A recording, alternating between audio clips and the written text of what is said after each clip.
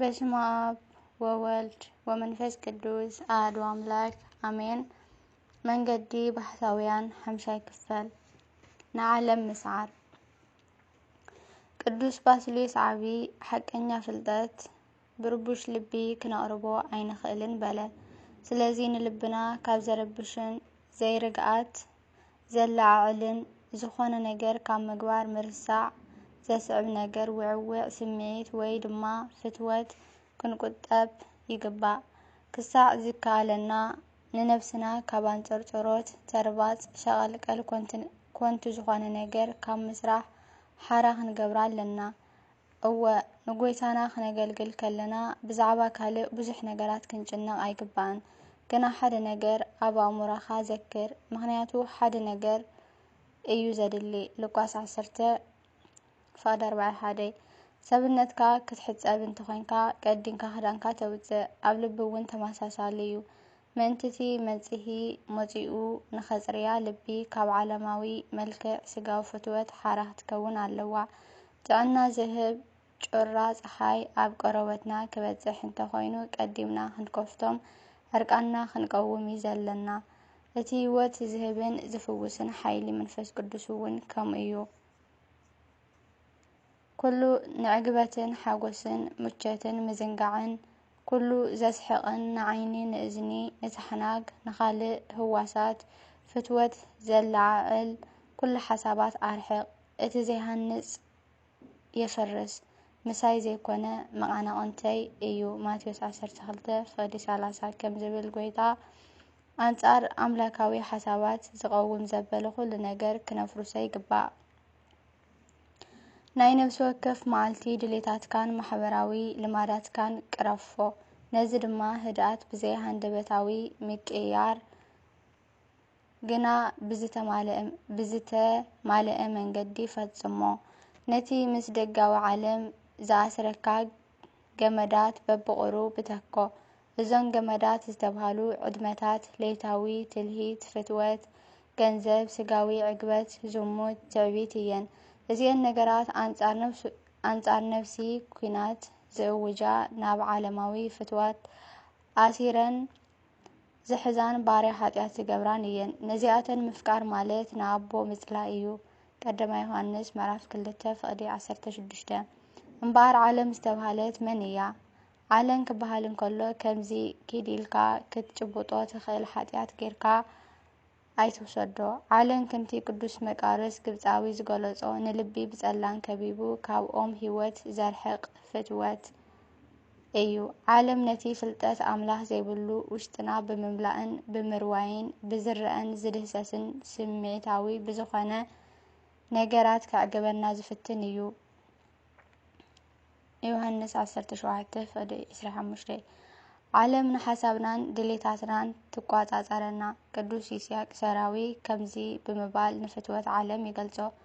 ሃብቲ፣ ጥሪት፣ ንብረት፣ ገንዘብ ንምውናን ስጋዊ ዕግበታት ክነርዊ ምጽዓር፣ ስልጣን ክንረክብ ላዕልን ታሕትን ምባል እዚ ሱር ቅንኢ እዩ። ንኩሉ ሰብ ምስዓርን ውሳኔ ንምሃብ ምህዋኽን ብዘለካ ሓይሊ ተመኪሕኻ ትዕቢት ምርኣይ ገዛእ ርእስኻ ሓፍሓፍ ምባልን ብኩሉ ሰብ ክትፍተው ምድላይን ምስገናን ሞገስን ምጽባይ ስጋዊ ድልድልን ጽባቐን ምብሃግ እዚ ኩሉ ዓለማውን ካብ ዓለምን እዩ።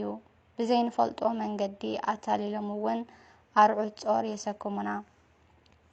እንድሕር ገዛእ ርእስኻ ካብዚ ዓይነት ፍትወት ሓራ ከተውፅእ ደሊኻ ነዘን ኣብ ላዕሊ ዝተገለጻ ዝርዝር ረኣየን እሞ ገዛእ ርእስኻ መርምር። ናብ እግዚኣብሔር ኣምላኽ ክትቀርብ እንታይ ዓይነት ገድሊ ተጋዲልካ? ንነብስኻ ሕተታ። ፍቕሪ ንዓለምሲ ንኣምላኽ ጽልኢ ምዃኑ እዩ እምበኣርከ ፈታዊ ዓለም ምዃን ዘድሊ ንሱ ጸላኢ ኣምላኽ እዩ ዝኸውን። ናብ በረኽቲ ቦታታት ክንድይብ ንኽእል። ነቲ ጸበብቲ ሩባታት ማሕንቆታትን ምስ ንሰግር እዩ ነቲ ኣብ ጸበብቲ ሩባታት ዘሎ ፍትወታትን ድሌታትን ምስ ንስዕሮ ናብ በሪኽ ቦታ ክንበጽሕ ይከኣል። ማንም ንኽልተ ጎይተት ክግዛእ ዝኽእል ከም ዘይልቦ ኣስተውዕል። ማቴዎስ 6:24 ቁጽሪ 24 ምዕራፍ 6 ኣብ በሪኽ ቦታን ኣብ ጸቢብ ሩባን ኣብ ሓደ ግዜ ክንከውን ኣይንኽእልን። ጾር ምእንቲ ከቐለልካን ናብ በሪኽ ገቦ ንምድያብ እውን ንኽፍኽሰልካን ነዘን ዝስዕባ ሕቶታት ንገዛእ ርእስኻ ሕተት። ንኣብነት ናብ እንዳ ሲኒማ ወይ ቲያትር ንኽትከይድ ብጾትካን ምስ ዝዕድሙኻ ንገዛእ ርእስኻ ከምዚ ኢልካ ሕተታ። ምእንቲ ገዛእ ርእሰይ ድዩ ወይስ ምእንቲ ዕግበት ካልኦት እየ ዝኸይድ ዘለኹ? ኣብዚ ናይ ምዝንጋዕ ግዜኸ ገዛእ ስጋይ ክሽንክራ ይኽእል ዶ? ኣብዚ መገሻ ገዛእ ርእሰይ ብምዝንጋዕ እንታይ ይረብሕ? ነዚ መጽሓፍ ኣንቢበ እንታይ ይጠቅም? ደቂሰ ብምንባበይ ስጋይ ይግዝኣን ይቕፅዓን ኣለኹ ዶ? ቀዳማይ ቆሮንቶስ ምዕራፍ 9 ፍቕዲ 27 እዚአን ሕቶታት ከም ናትካ ልምድን ድኹም ጎንን ከበዝሓን ከቕየራን ይኽእላ። ምክንያቱ ኩሉ ሰብ ዝተፈላለየ ድኽመትን ልምድን ኣለዎ። ወንጌል እውን ነዚ እዩ ዘረጋግጸልና። ኣብዚአን ነገራት ኣዝና እሙናት ንኹን። ምክንያቱ ኣብ ውሑድ ዝተኣመነ ኣብ ብዙሕ እውን እሙን ክኸውን እዩ። ሉቃስ 16 ምዕራፍ ፍቕዲ 10 ሕማም ኣይትፍራሕ። ምክንያቱ እዚ ሕማም እዚ ካብቲ ፍትወት ስጋ ዝዓብለሎ መጻቦ ከውፅአካ ይኽእል። ንነብስኻ ምሕረት ከይገበርካ ነዚ ኣብ ላዕሊ ዝተቐስናዮ ሕቶታት ብቐጻሊ ንምድግጋምን ንነብስኻ ሕተት። እዚኦም ሕቶታት ግና ንነብስኻ ጥራይ ደኣ ኢኻ ትሓታ እምበር ንኻልእ ሰብ ኣይኮነን። ንማንም ሰብ ከምዚ ኢልካ ክትሓቶ ኣረ ምሕታትሲ ይትረፍ ኣብ ኣእምሮኻ እኳ ክትሓስቦ ኣይግባእን። ምክንያቱ ኣብ ክንዲ ውሽጥኻ ናብ ዝኾነ ካልእ ሰብ ከምዚ ዓይነት ሕቶታት እንተደኣ ክትሓትት ጀሚርካ ንገዛእ ርእስኻ ኣብ ናይ ፍርዲ መንበር ኮፍ ኣቢልካ ንርእስኻ ከም ዝፈረድካያ ኣስተውዕል። ነቲ ብኽንደይ ገድሊ ዝረኸብካዮ ርእሰ እደባ ከዓ በዚ ነገር እዚ ሰቢርካዮ። ሓደ ስጉሚ ንቕድሚት 10 ስጉሚ ግና ንድሕሪት ከድካ። ከምኡ እንተደኣ ኮንካ ድማ ብስድነትካ ክትነብእ ብፍሽልነትካ እውን ትዕቢትካን ክትበክት ጥራይ እዩ ዘለካ። ሓጢኣትኻን ሓጢኣት ካልኦትን እምበኣር ሓጥእ ዘይጠቅምን ድርብይን ምዃንካን ካብ ተገንዘብካ ከምቲ ኣፍ ልቡ ዝወቅዕ ተጋዊ ሉቃስ 18:13 ንስኻ እውን ምሕረት እግዚኣብሔር ለምን ኦ እግዚኣብሔር ንዓይኒ ሓጥእ መሓረኒ በል። ካብቲ ተጋዊ ዝገደድኩ ሓጥእ እየ። ከምቲ ፈረሳዊ ልበይ ዕቡይ ዓይነይ እውን ብንዕቐት ዝተመልአት እያ። ከምዚ ተጋዊ ስለ ዘይገበርካኒ ኣመስግነካ ኣለኹ ዝብል ደፋር እየ በል። ቅዱሳን መምሃራና ከምዚ ይብሉ። ኣብ ልብኻ ዘሎ ጸልማትን ኣብ ስጋኻ ዘሎ ግብረ ሓጢኣትን እንድሕር ተገንዚብካ ንብጻይካን ጎረቤትካን ካልኦት ሰባት ክትፈርድ ኣይክትመርጽን። ኣብኻ ዘሎ ጸልማት እንድሕር ኣስተውዒልካ ዕቤት ነቲ ኣብ ኩሉ ዘብረ ሰማያዊ ኣምላኻዊ ብርሃን ክትርድኦ ኢኻ። ሓጢኣትካ ዓብይ ምዃኑ እውን ትፈልጥ። ሽዑ ንናይ ካልኦት ሓጢኣት ክትምርምር ኣይክትፍትንን። ናብ ፍጹምና ክትበጽሕ ኣብ እትገብሮ ጻዕሪ እቲ ቀዳማይ እትርድኦ ነገር ፍጹም ዘይምዃንካ እዩ። ፍጹም ዘይምዃንካ ሓጥእ ምዃንካ ምስ ተረዳእካ ጥራሕ እዩ ናብ ፍጹምና ክትበጽሕ ትኽእል። ስለዚ ፍጹምና ካብ ድኽመትካ ምፍላጥ ከም ዝብገስ ተረዳእ። ጸላኢኻ መጠን ክንድቲ ዝተቃወምካዮ እዩ ዝርሕቐካ ይብል ቅዱስ ይስሐቅ ሶርያዊ። መን እዩ ጸላኢና?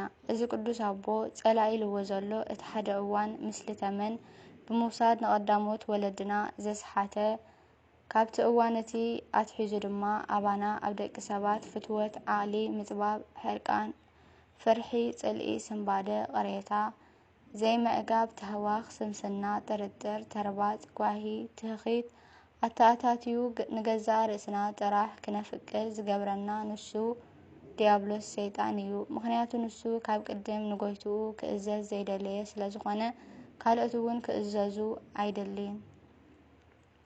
እቲ ብምጥዓስ መንፈስ ንጎይትኡ ከም ዘይተኣዘዘ ዝተረድአ ሰብ ካልኦት ሰባት ክእዘዝዎ ኣይጽበይን። ስለምንታይ ኢኻ ነገራት ከምቲ ዝተመነኻዮ ኮይኑ ምስ ዘይሰምረልካ ትጉሂ ትርበጽን ትዕግስትኻ ተጥፍእን። ኣብ እምኔት ኣባ ዶሮቴዎስ እቲ ولا حدا نجر زيت من نسب أتا ولا حدا نجر زيت من نسب كل تمنيتو كسمر اللي يبلا مخنياتو إذا سب زي بتقادله ولا حدا تمنيت كي حدارات عيرو إيو كل دليتاتو مسفقاد أملاخ حد الناس لزلوه زلمون زبالي سلطو ماركوس 11:24 أثين جزء رؤسو بحق إزفلت كساع كندي باكال دخمت كم زلوه زستو على سب نجزء نفسو لعل أيبلان أب كالوتو وين كني أي حدرن وقادة بنتعرو كالوت سوات كابو زحشون زخبرون مخانم يستبهل تاريخ نايتي عم مسكال استسأل شفتا اسكن ذكر كل سب عم وداتا ككنجورو كم زفدا لقاس إسرائيل سلسير هذا إنان المهار ناس تاريخ ذكرو نفسو زمرمر سب وهن چنكتن أي كقربون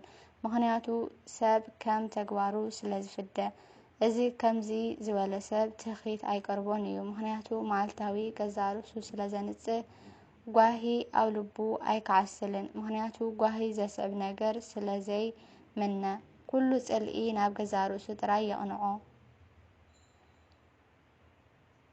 سألاتو نتي أبهي وتجلق فأتن حاتياتن تراي يخون لقاس إسراء 3:4 هادي هيوتو زي سألق ناي أي بقعنيو كم زبالة قويتا ترتر زبهار يلن مخنياتو اتيزو كل عملاخ اقزابهر سناي مخانو تعيمون ريون ايو